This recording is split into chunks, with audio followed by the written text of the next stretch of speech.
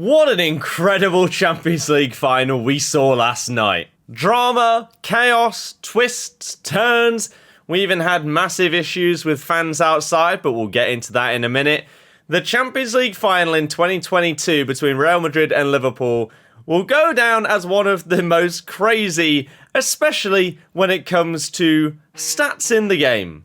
If you didn't have the joy of watching it, then I'll sum it up very, very quickly. Liverpool dominated in terms of shots.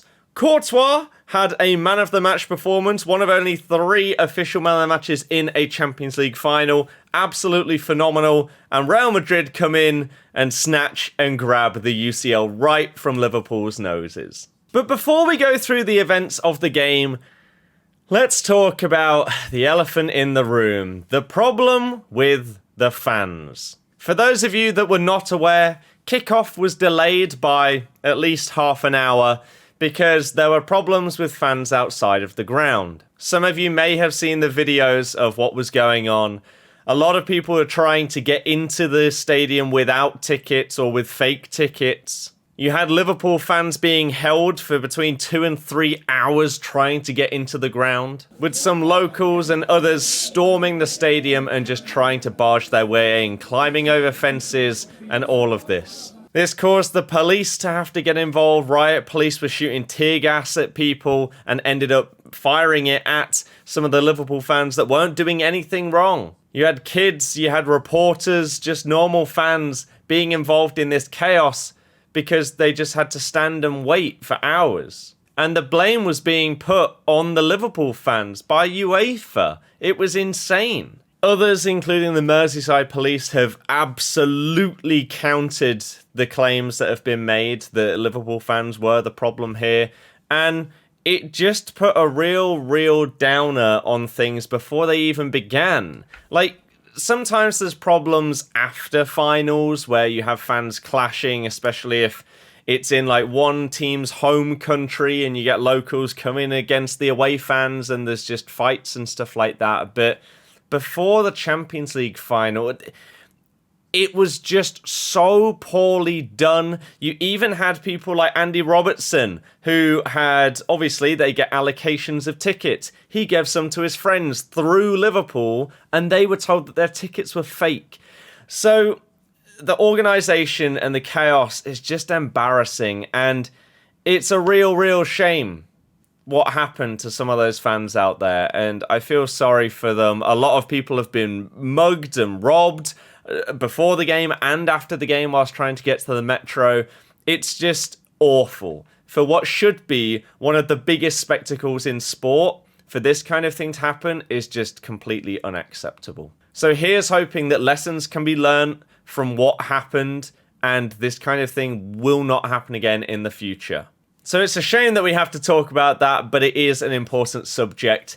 Now, let's move on to the better part of the night, the football. Now, if you look at the stats, it will be like a game of FIFA. You dominate your opponent, they have one shot on target, and they score. However, this was partly an Ancelotti masterclass and partly a Courtois masterclass.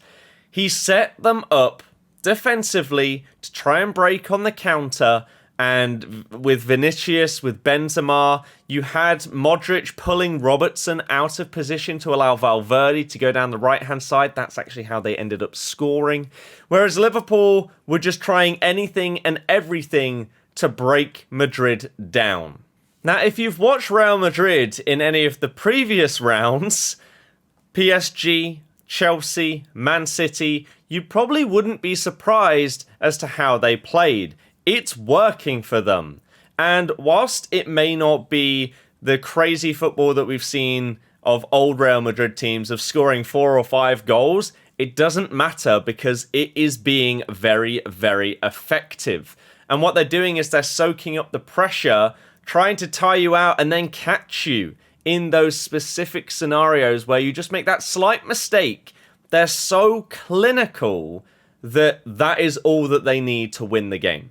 Casemiro was absolutely fantastic in this final at breaking up play, managing to just get a foot in, get that tackle in on the edge of the box and break down Liverpool. He was amazing. As well as Danny Carvajal, who I think needs a massive shout out because he dealt with Liverpool very well. He had a slightly shaky start, but after that, he was phenomenal. But the man that will take all of the headlines after his man of the match performance is Thibaut Courtois, who has come out and basically said, hopefully he's now going to get the respect that he thinks that he deserves from English football fans, because he felt he didn't really get that with his time at Chelsea. It wasn't just the amount of saves that he made, which was 9, by the way, which is crazy in a Champions League final.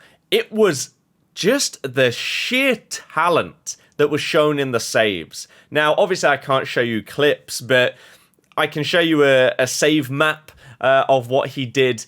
And there was one early shot from Mane that he saved down to his right. He tipped it onto the post. Phenomenal save. Second half, he made an incredible save that he has come out afterwards and said, I don't even know how I saved the Salah shot, which summed up his performance. It was just instinctive, world-class goalkeeping. And that's why I have to feel for Liverpool a little bit, because yes, they did sort of get snatch and grabbed. However, it was partly because of an incredible goalkeeper. If they were up against Courtois on an average day compared to like this season, if you'd taken last season's Courtois compared to this season's, they might have scored 3 goals.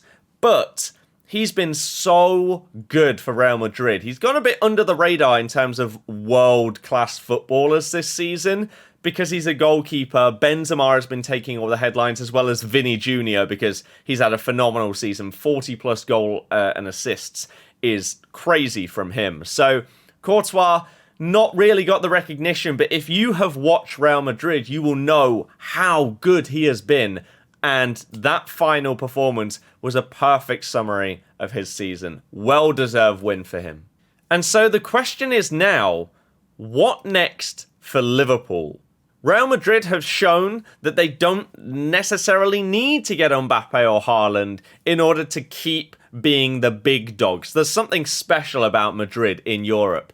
However, Liverpool went from this quadruple fantasy to missing out on the league title and missing out on the Champions League. Yes, they played in every game possible this season, which is absolutely insane, by the way. But they are going to feel disappointed.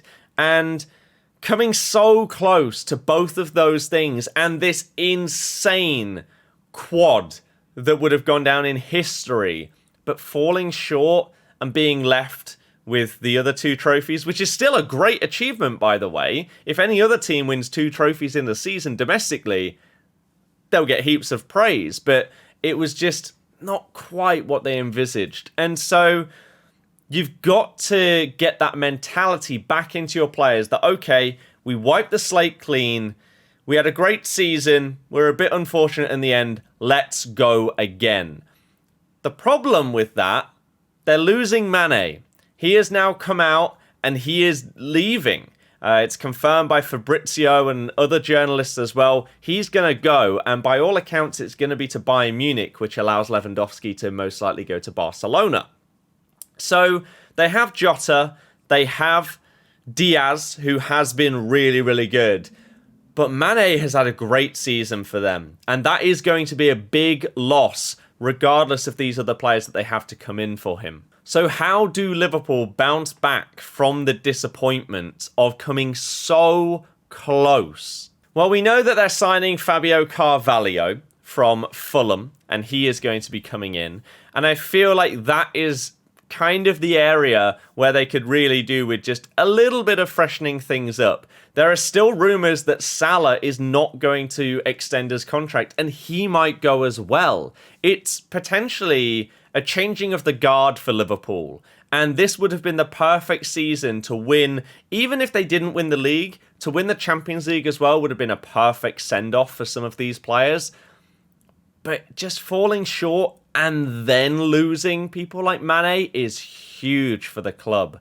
They're going to need some investment. They're going to need to, again, get their heads screwed on and know that they are good enough to challenge for these things again and again and again. So my question to you guys is, how well do you think Liverpool are going to fare without Mane next season? Do you think that they still will challenge on all fronts like they did this season? Or do you think that that's going to be a significant hit to them?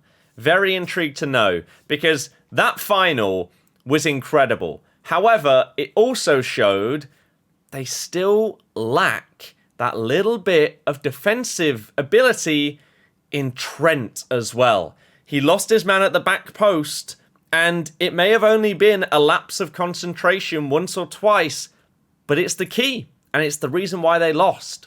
So, do they need to rejig a system, push Trent further forward? Could they move Salah central and Trent further forward on the right-hand side? Who knows? But it's going to be very intriguing to see what changes are made with one of these humongous Liverpool stars leaving the club.